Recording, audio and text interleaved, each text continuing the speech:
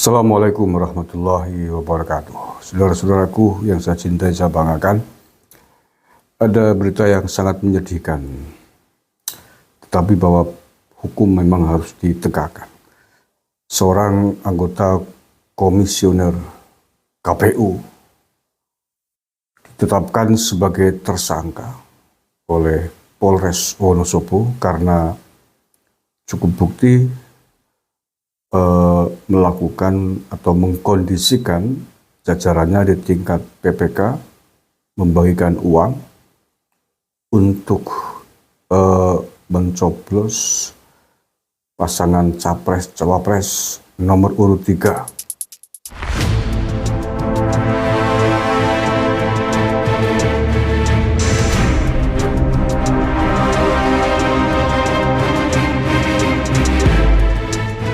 Jadi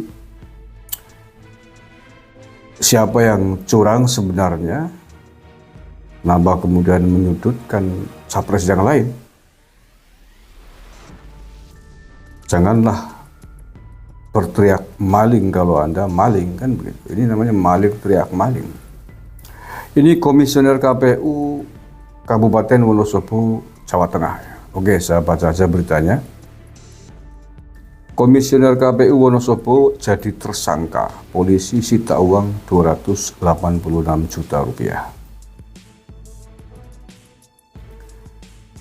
Ini tulis oleh Kompas ya. Polres Wonosobo menyita barang bukti uang senilai 286 juta rupiah dari kasus komisioner KPU Kabupaten Wonosobo yang diduga untuk mengkondisikan panitia pemilihan kecamatan atau PPK pada pemilu 2024. Humas Polres Wonosobo Aibda Nanang Wibowo mengatakan uang tersebut disita polisi beserta sejumlah barang bukti lainnya, yakni laptop dan satu buah flash disk yang berisi 3 rekaman CCTV. Ris Wahyu Raharjo telah ditetapkan sebagai tersangka melalui gelar perkara bersama antara Ris Wahyu Raharjo telah ditetapkan sebagai tersangka melalui gelar perkara bersama antara Satreskrim Polres Wonosobo bersama Sentra Gakumdu Pemilu Kabupaten Wonosobo pada tanggal 28 Februari 2024, kata Nanang pada hari Jumat 1 Maret. Nanang mengatakan uang tersebut diduga diberikan oleh salah satu anggota KPU Wonosobo untuk mengarahkan dukungan kepada salah satu paslon presiden dan wakil presiden. Hasil pembahasan oleh Sentra Gakumdu itu penegakan hukum terpadu ya. Anggotanya terdiri dari berbagai elemen institusi terkait, termasuk Bawaslu, kepolisian, kejaksaan, dan lain-lain. Saya ulangi, hasil pembahasan oleh Sentra Gakumdu Pemilu Kabupaten Wonosobo, disepakati laporan tersebut diteruskan kepada kepolisian untuk dilakukan penyidikan. Dan hasil penyidikan yang telah dilakukan dan berdasarkan alat bukti yang diperoleh, kami juga menyita satu buah flash disk berisi rekaman CCTV, kata Nanang. Diketahui, Komisioner KPU Wonosobo Ris Wahyu Raharjo resmi ditetapkan jadi tersangka oleh Polres Wonosobo, Jawa Tengah.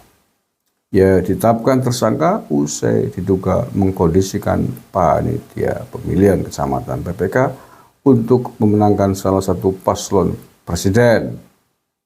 Aibda mengatakan pihaknya telah melakukan pemeriksaan terhadap sejumlah saksi. Hasilnya, Polres Wonosobo menetapkan Ris Wahyu Raharjo sebagai tersangka kasus pengkondisian PPK. Komisioner KPU Kabupaten Wonosobo Ris Wahyu Raharjo memberikan instruksi untuk dapat mendukung pemenangan pasangan calon presiden dan wakil presiden nomor urut 3 dalam kurung Ganjar Mahfud, kata Aibda Nanang.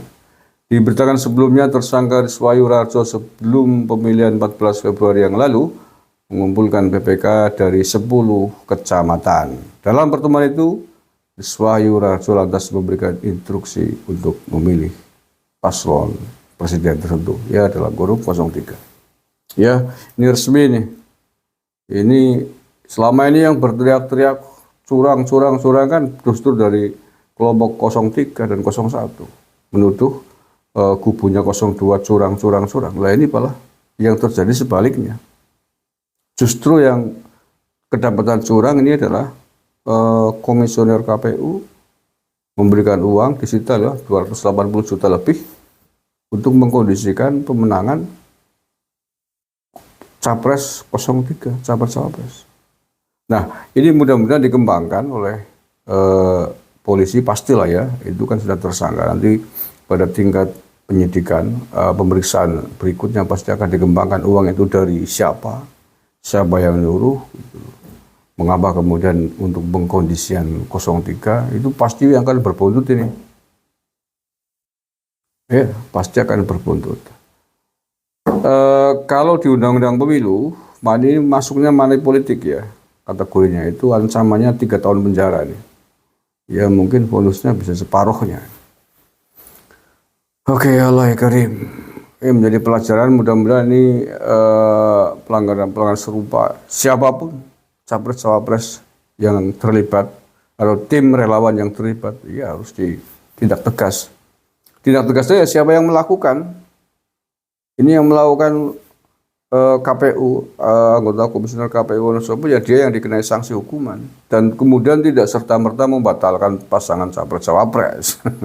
Siapapun pasangannya, kan begitu. Kecuali ada bukti pada penyidikan ini, pemeriksaan ini, dia dikasih uang oleh pasangan Capres-Cawapresnya. Ada bukti, ada fakta, lah itu lain urusannya. Itu berarti merembet yang memberikan juga kena sanksi. Ini belum dijelaskan siapa yang memberikan. Dia juga harus kena sanksi kalau nanti terbongkar siapa nih yang memberikan uang 280 juta lebih itu.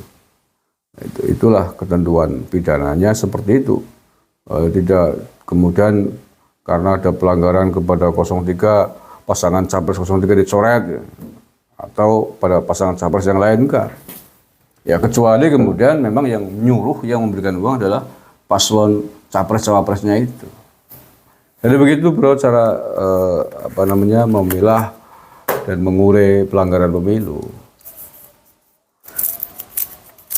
Ya ini walaupun mungkin Ganjar Mahfud tidak tahu menahu tentang kasus ini, siapa yang memberikan uang, yang memerintah, ya tetap kena sanksi pidana itu komisioner KPU itu karena sudah ada buktinya begitu dan tidak berpengaruh sama sekali terhadap keterpilihan pasangan Capres-Cawapres yang ada.